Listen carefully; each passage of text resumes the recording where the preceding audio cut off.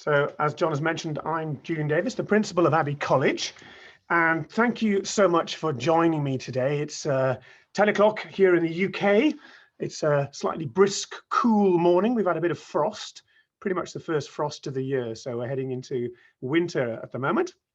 So, I would like to give you some information about the college today. So hopefully this is going to help you before you arrive, because I know there are people listening in who are joining us in January, but can't wait for you to start in the school. And there are also other people who are on this Zoom call just to find a bit more information about the school. So what I'm going to do is I'm going to share my screen with you, and I'll run you through.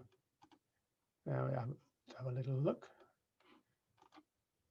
I hope you can see the presentation slide there. John, can you just quickly confirm that that's okay? Yes, we can see the slide. Great, thank you very much. Okay, so it's an opportunity for me to talk about some of the features of the school, some of the strong features that I think are good reasons why the students here thrive, and I think you'll find they do thrive here. They do very well. And also, I'd like to talk to you about some of the measures that we have that keep us all safe in the school. We are operating full school, almost as normal in this global pandemic, and that's because of many measures that we've put in that keep us safe, that reduce risk of transmission and keep our school community working effectively together. So we have three areas to start us off. I want to just go through where we are in terms of the offer we've got, the outcomes for students, and then I'll talk about how we have remained safe in the current situation. So let me just give you an overview about Abbey College. We believe it is one of the best options you could possibly look for as an international student. We think it's probably the best option for you in the UK for many reasons, actually. One of them being, well, we are a specialist international boarding school. So I've been working here for a long time, and I've been very clear that this is what we are. We're not a traditional boarding school for British students with some international students. There are many options in that category. We are a modern, outward-looking international boarding school with a purpose-built campus. And in fact, I was involved in designing the campus, which we opened 5 years ago, which has boarding in it, boarding next door, and boarding next door again. Before that, we were working in another location in Cambridge. So we are purpose-built, designed by us. And this is an amusing photograph I like. This is a cake that we had for our opening launch of the college, and that's what our campus looks like. So it's a substantial setup. That shows the teaching areas, the social areas, the boarding areas. We've also got 3 other boarding houses very close by. This is a picture of what it actually looks like. So you can see it's a beautiful campus, outdoor space, sports areas, dining room inside, sports hall, gymnasium. And as I mentioned, 2 boarding houses right next door to this campus, and then another one that's 1 mile away. And if you're interested, on the top floor, in the white part of the building over here, I'm speaking to you from just over here. There we are. That's where I am right now inside the campus. Okay, so the campus, purpose-built, our intent, international education. People like you, really, we're helping with the step between high school in your country, wherever that might be, and we have students from 48 different countries, from high school there to university here. That's our purpose, is to be the step in between, to help you with your language, perhaps to improve your language, to help you understand more of the British culture, to help you become more independent, but crucially to help you get good grades in the exams, to get into not just any UK university. It's our intention for you to get to a really good UK university. And you'll see later on some of the track records we have here, some of the achievements of our previous students. And I know that's what perhaps you're looking for too. The teachers working here have chosen to work with international students. They want to work in small classes with 10, 12 ambitious young students from all over the world. They want to pass on their love of their subject, so they all have high subject knowledge. Many have gone to top universities themselves. So this gentleman in your picture went to the University of Cambridge. We have many other Cambridge and Oxford graduates. Many also have PhDs, like myself, and many of our heads of department and other teachers. We also all specialize in teaching English. It's a warm school. We are a community from all around the world living in separate boarding houses. So we have a house structure. You may be familiar with this if you've seen Harry Potter, or if you're aware the boarding school system. The house structure is crucial. So about 60 to 70 students live and study in a house. You take part in activities together, in competitions, in sport, as part of a wider school. We think that's important because rather than being one person in a school of 450, you're one person in your house, and there are 7 houses in the school. So it gives you a further sense of identity, and students enjoy it. We have many, many clubs here, many activities to support the life of an Abbey student. I've mentioned boarding, so let's have a quick look at boarding. You can see the first picture is the one I showed you of the campus. The middle picture, Purbeck House, just to the left of it, you can see the campus with the white and the brown areas. And next door, we have this entire accommodation block of 151 bedrooms. So there's 120 bedrooms on site, 150 next door, and next door to that, Tripos Court, another 105 bedrooms. So if you choose to board with us, and most students do, you'll be living, well, either in the campus or no more than 5 minutes away from one of those 3 boarding houses. Older students, when they get maybe towards age 17 or 18, sometimes they ask us if they can have a little bit more independence. So we have another boarding house, which is about 1 kilometre away. So it's off campus in Cambridge. Another 50 students live there in a self-contained unit. So it gives you a feeling of moving up as a step towards that goal of university. So there we are. We think we've got a great offer for facilities, for teachers, for boarding, and purpose-built for international students. Okay, going to show you our results now. So these are quick overviews, just to give you information about where things stand. The pass rates, which I think are very important if you're looking for education in the UK. On average, about 22% of the A-level grades are grade A star and A. That's the UK average. It's 83 in Abbey College, Cambridge. So quite extraordinary if you think about it. In other words, most students doing A-levels get the top grades. The reason I mention A star and A is because those are the grades that the top universities would look for. And when I say top universities, I'm thinking about universities that are the goal for most of the students here. Perhaps Oxford, Cambridge, LSE, Imperial, UCL, the top 5, or perhaps ones in the top 24, the Russell Group universities. So they would also include universities like Manchester, Nottingham, Southampton, Edinburgh, some of the very old, established, high quality institutions. They would need A stars and A's from you. You can see the pass rate at GCSE for the equivalent. There's an A star, A star and A. That's new grades are called 7, 8 and 9. Very, very high. And our own course, the foundation course, the pass rate is also very, very high. So I hope that reassures about the students that study with us and how well they achieve with us. We go beyond the curriculum. We think it's very important that our students are prepared for these amazing universities by learning how to go beyond, by taking part in enrichment activities and extension activities. These are voluntary, but many of our students want to do them because they're ambitious. And also they're in a culture here where we value high academic achievement. And I think that's very important for you. If you are somebody aiming high, if you are looking to make the best of your education, you'll find people here think the same as you. It doesn't mean the classes are highly competitive. they're actually highly supportive because we are working all for the same goal. In other words, we're all trying to get our A stars and A's. We're all trying to get to top universities. And you can see 83% got A star A's this year. Okay, so that's a quick overview about results and the culture here of academic achievement and ambition. We want you to succeed. We come to work expecting high things, high outcomes from our students, high achievements and effective work, but we're also very supportive.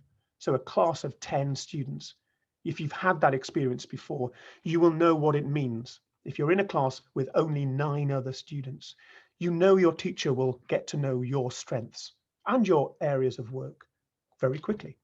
You know your teacher, when they mark homework, has only marked 10 pieces of homework. And when you get your homework back, your teacher will remember what you did wrong and be able to help you. And that means next time you will do better in your homework. So you can see how we get good results here. There's no magic here, but there is a seriousness about achievement and expectation. All right, let's see what that does, because the goal is university entrance. Ultimately, if you're here for GCSE, you might be here for GCSE for a year or two, then moving on to A-level for 2 years. So there may be a 4-year program. Some students join us for 2 for the A-level, some even just for one academic year. And some students actually are joining us for 6 months for our new 6-month foundation course starting in January. How do we get on with that? Well, let's look at the outcomes for the last academic year. So 1920, in other words, students who went to university this year, this October. You can see the outcomes are very, very strong. 32% of our A-level students going to top 5 universities. And over the last 2 years, 8 to Oxbridge. And look at this. This, for me, is one of the most important numbers that I can give you about our school. 81% of A-level students going to Russell Group universities. So I mentioned Russell Group, the top 24 universities in the UK.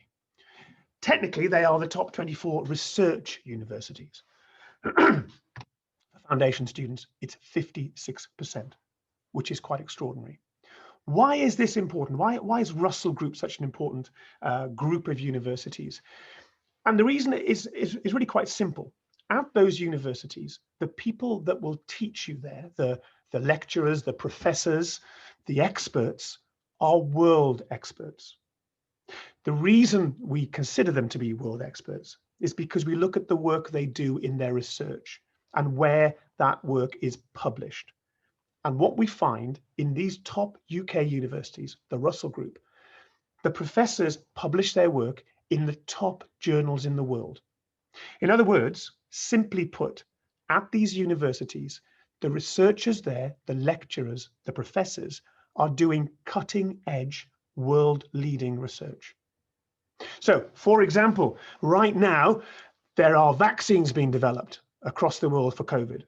A lot of that development is going on in research departments in UK universities.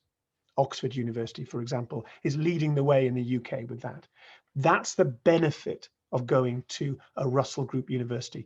The benefit of aiming high and the benefit of reaching for A's and A stars, because you'll be in university with world-leading researchers, which will give you huge benefits. Because when you leave, when you graduate, you can say to an employer, well, yeah, I studied with a world-leading expert on cancer therapy, if you're a scientist.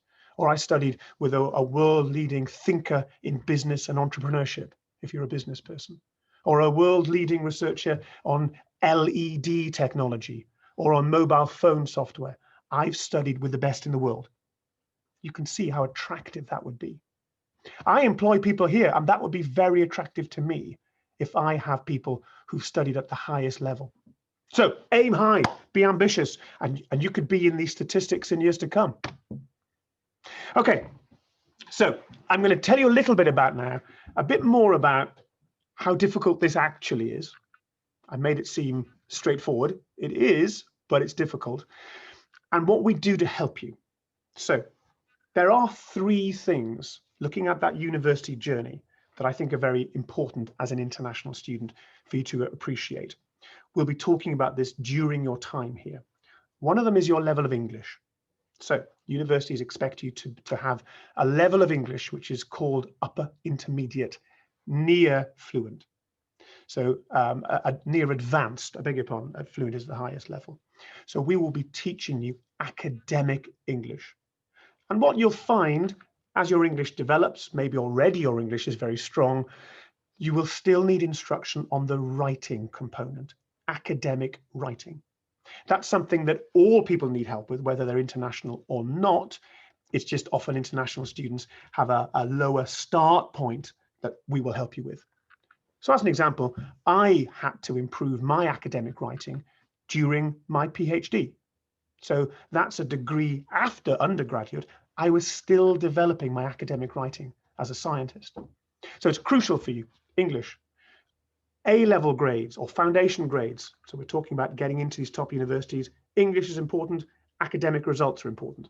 I've talked about how we do that, the kind of teachers, the size of our classrooms. Getting into university then requires something else, a strong application for the reasons you can see on the screen, competition. So the UK system doesn't rely purely on your exam results. There are some countries where you sit the university entrance exam, and depending on your result, that tells you which university you are able to get to. If you score 95%, it's this university. 93, it's this university, and so on. That is not the case in the UK. They look at your English level, they look at your exam grades, and they look at what you say about yourself on your application. And your application, there's a blank section where you can write 48 lines about yourself. It's called a personal statement. So part of the journey in the school is us helping you to write an effective personal statement.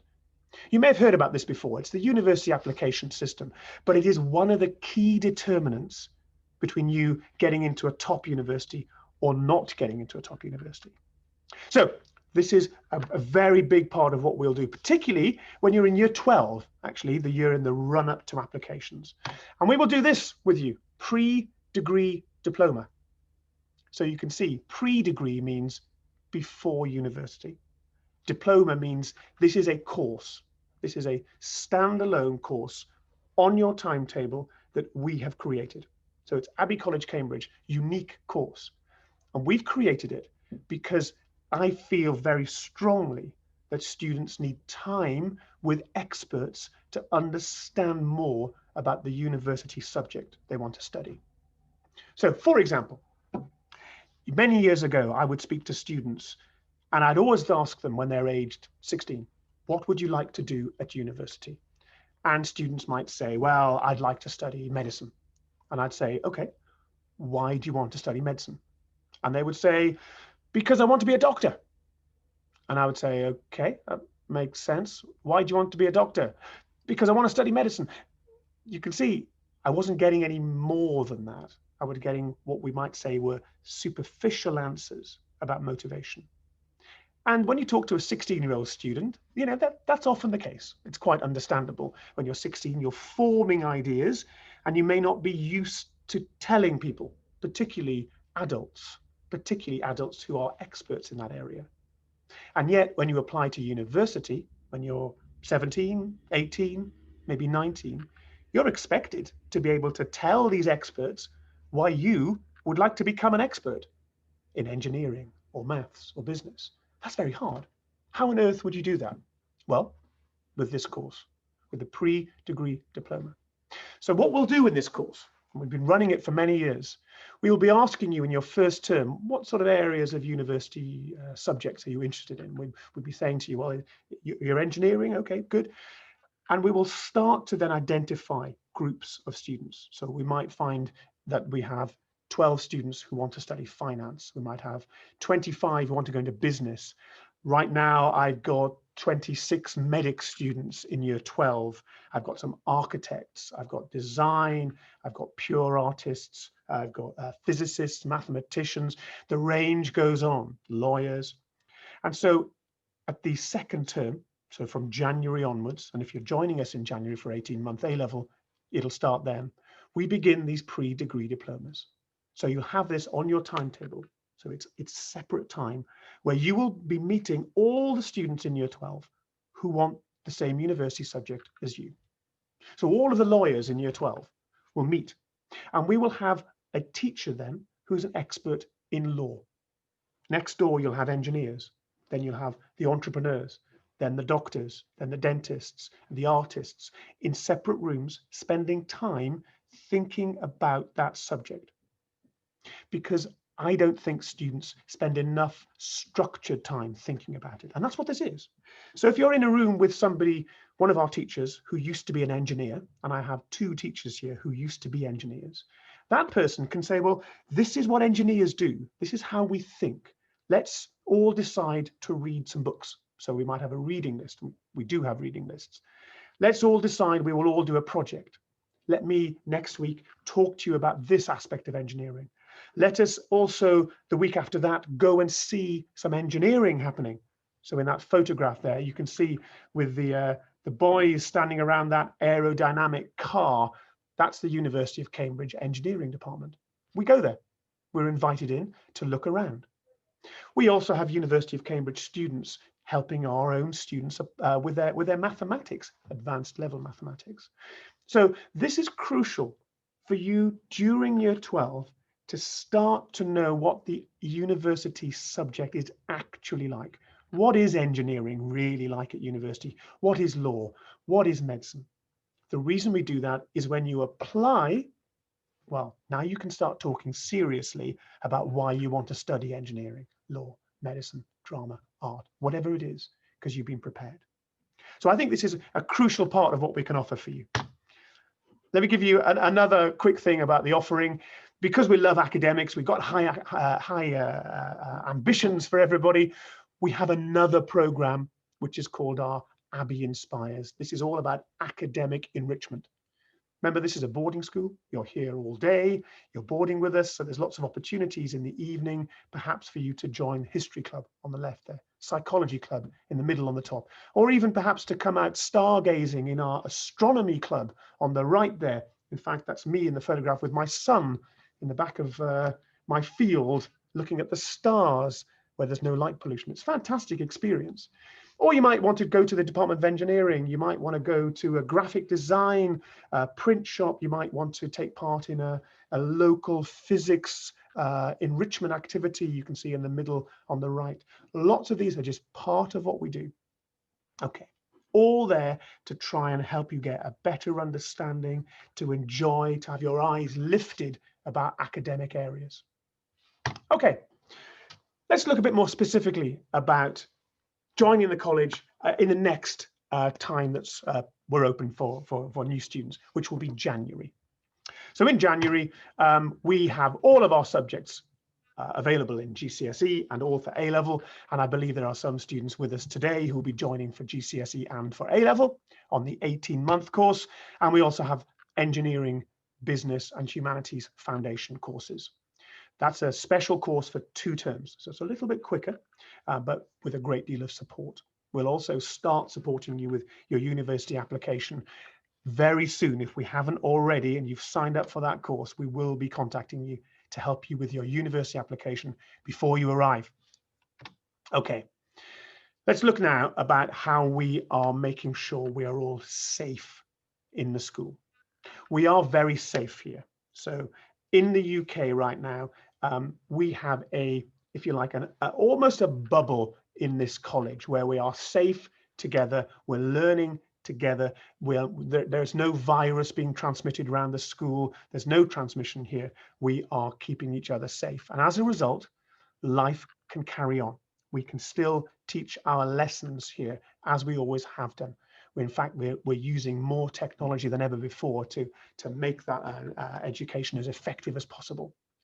If you are joining in January and you're flying into the UK law right now is there's a 14-day quarantine. That means you isolate yourself in boarding. We will be delivering your meals, catering. We'll be helping with laundry. You'll be looked after by our normal boarding staff. You'll have your induction remotely, and learning will be happening. We'll be doing learning remotely when you're in quarantine. So it's a regulation that we have to abide by, and we're very happy to, but don't worry, you're doing it here in your bedroom, which of course is en suite. So you've got your own bathroom, own shower room, you've got your own study area. And we will be very happy to cater for that because we have already. So we've been doing that all of this term for all the students that have arrived. There are some changes with quarantine that are likely to happen.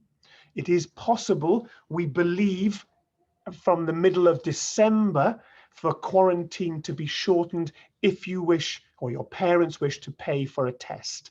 So if a test is taken, quarantine can be shortened to 5 days. So you can have more details of that closer to the time. And also there's a list of countries where quarantine does not apply. These are called travel corridors, or they're also called air bridge countries. You may come from one of those countries. We have a list. It's on the government website. It's very easy for us to provide that information. So currently countries like South Korea, Thailand, Vietnam, Malaysia are on this list. The list changes, so keep up to date with it. If you're from one of those countries, there's no quarantine. You can come into the college. We will test you and we will pay for that. And then if it's negative, you can go straight into lessons.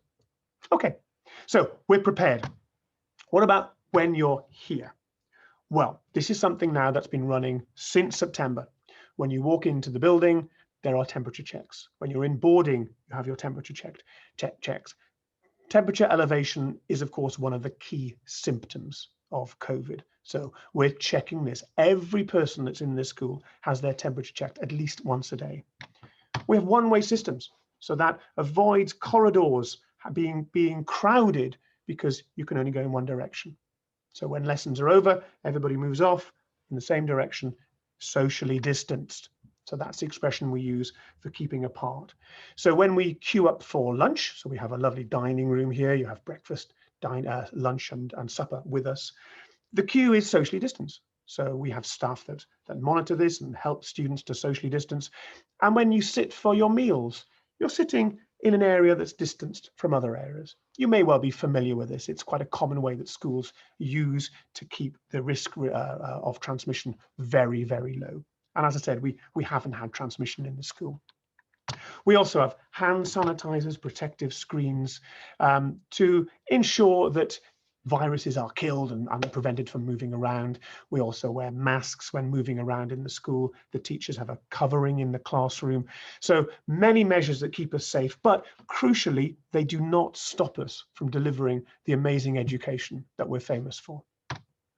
Okay, here's an example of some of the one-way systems, the distancing, how the classrooms are arranged. You can see the distance, and that's the run down to the dining room there, reception with our screens. But look, life carries on. Many clubs are still running.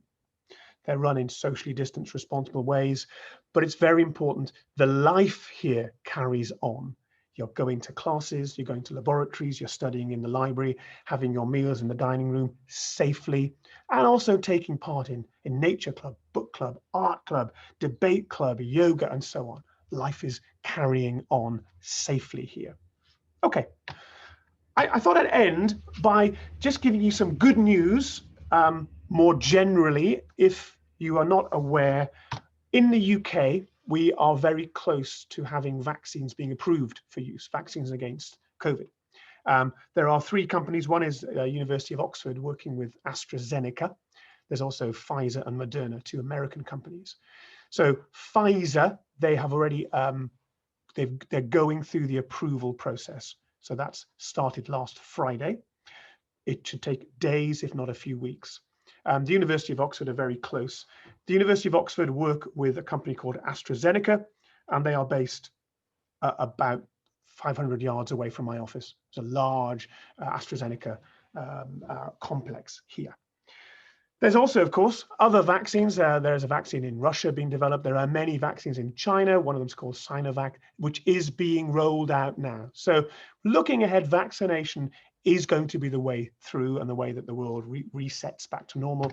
And we are told in the UK that subject to at least one of the vaccines being approved, and we think that will happen very shortly, vaccination will indeed start in December. We already have the vaccines, which is quite interesting. We've bought in the UK 140 million doses of vaccine. The population of the UK is about 68 million. So you can immediately see we've got 2 doses per person already. So subject to the regulator's approval, which may well come within days, vaccination will start, which is great news. We will start by vaccinating older people and healthcare workers. That will be what happens in December. And then as we enter into January, the age of the patient will reduce, or the age of the person will reduce. The rollout will be happening here in the first few months of 2021 and should be completed by early spring, by Easter at the latest, we're currently told. So that's very good news looking ahead. However, we are not complacent, and we understand that the risks are still there until mass vaccination has completed. So all of these measures, which are working, they are keeping us safe, will stay in the college, as you might expect, until time passes and we are told that the risks have plummeted right down to 0 again. Well, look, thank you for your time today. I hope that's helped you to get a bit more of a sense of what we are, that step between high school and amazing universities in the UK. That we're not just a traditional boarding school, we are specialists at helping you take that journey as an international student. There are 48 different nationalities represented in the college. The outcomes here are exceptional because of the way that we think and see the world, because of the people that work here. They've chosen to do this. They have high expectations. And because we've given a lot of thought to your needs, what you need to help you apply to a good university. So if you remember, the PreDegree Diploma is a unique program. We have created that because we feel it fits your needs here. Outcomes are very strong. University entrance is amazing, 81% going to Russell Group universities. And we do this while keeping each other safe, while still working exactly as we were before on all of our education programs. So look, thank you so much for listening. I'm going to pass this all back to John now, John Menzies, to see if there were any questions. John's been taking a look at anything that's come through during this talk on the texts that you might have written on. John. Thank you, Julian. Yes, please do post any questions. I know many people who registered also posted questions beforehand. Hopefully we've dealt with those, but if you do want any clarification or if you have any further questions, please do let us know. Elena says thank you, Julian. So she's very happy. Elena, our pleasure. One of the questions that came through, I think, was just around kind of welcome and what activities take place during the welcome and how we kind of induct students into the college. Yeah. That's a good question. It's very important to us. So typically induction would take probably 7 days because many students fly in. So it's very tiring. We're in a different time zone. So we have phased induction. You have induction in your boarding, where you get to know the people in your house, on your floor. So we have activities that help you settle in. And there are various things we do, games and so on, that without you really realizing it, you're getting to know the students around you. So we call it breaking the ice, where you get to know people that you live with. And that's really important because people that join don't know anybody here. Of course, everyone's in the same situation. Nobody is coming with their friends to this college, usually. So it's very important to us to form a community. It's in our mission statement to be a community. And that means boarding induction starts where you will be doing activities. It might be going bowling. It might be having just hot chocolate or watching a movie, doing activities. And in the school, we then have induction activities. Now, because of the quarantine situation, a lot of that induction activity will be through the computer, through Microsoft Teams. So we run a lot of our activities that way. You'll be meeting face-to-face staff wearing protective equipment during quarantine. We have a matron here, so Things like health will be taken care of. We have a good admissions team to make sure that all the admissions paperwork is done. Sometimes students need to open bank accounts, so we'll provide the information about that. You might need to register with the police. The police come into Abbey, so we help you with that. So there's a great deal of support here because we're used to this. We've done this for many years, and we're used to the students that join are coming from other countries. So we're set up, ready and waiting.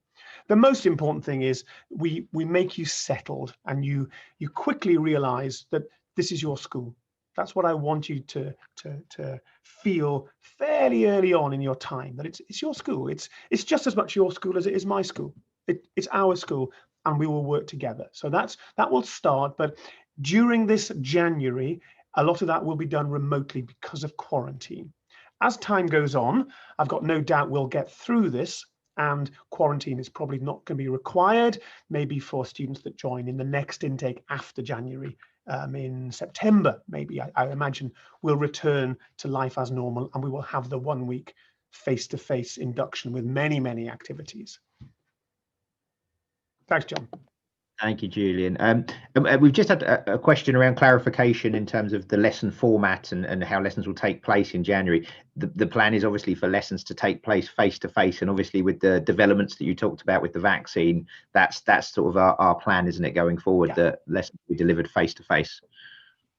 That's right.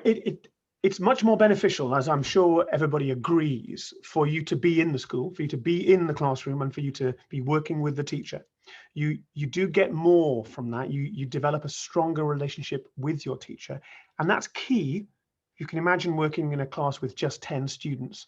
You'll get to know your teacher quite well, and they'll get to know you, and they'll be able to identify the help that you need.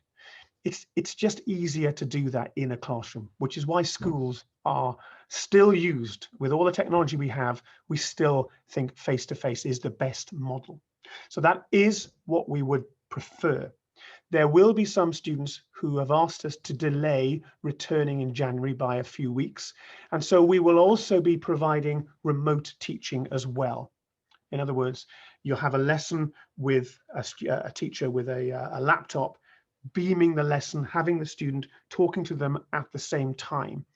It's not first choice, but nevertheless, you'll get the same material if you are delayed by a few weeks at the start of term. So we're quite comfortable in delivering that, because actually we've had a large number of students this term who joined us in September, some joined in October at half term, and we were teaching those students remotely. We've even got some still learning remotely until January. So we're quite expert at that. You'll get the same content if you are learning remotely. But I would strongly recommend, if your parents are comfortable with this, for you to come to the UK, come to our classrooms. The experience is preferable, and it is richer if you are here. Thank you, Julian. And one more question. Can you give the students from all around the world an idea of sort of what the weather is like in January and what to expect? Okay, good. So the UK is obviously, it's a northern latitude. So we are a temperate country. So temperate means it's never really very hot in the summer, and it's never really very cold in the winter. So most houses here don't have air conditioning because it never gets that hot in the summer. It's comfortable, and we have some lovely days here. We go to the beach and all of that. But in the winter, we all have central heating. So houses are heated in the winter, because right now, overnight, we had our first frost. So it got to about -1 last night. It's about 9 degrees outside now, maybe a little higher.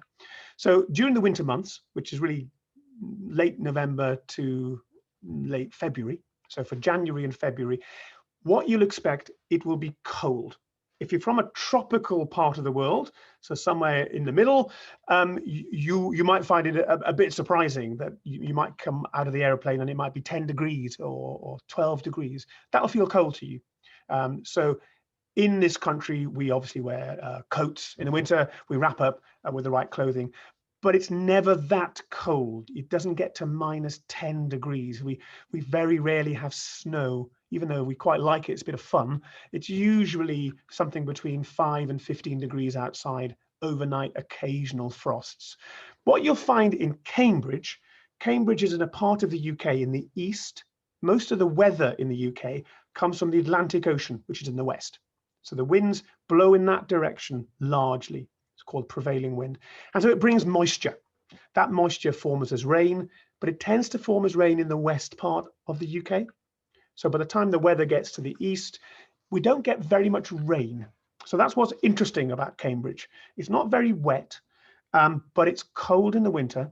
And we do get a wind here because it's quite flat here. So we get a cold wind in the winter, but it's not very wet.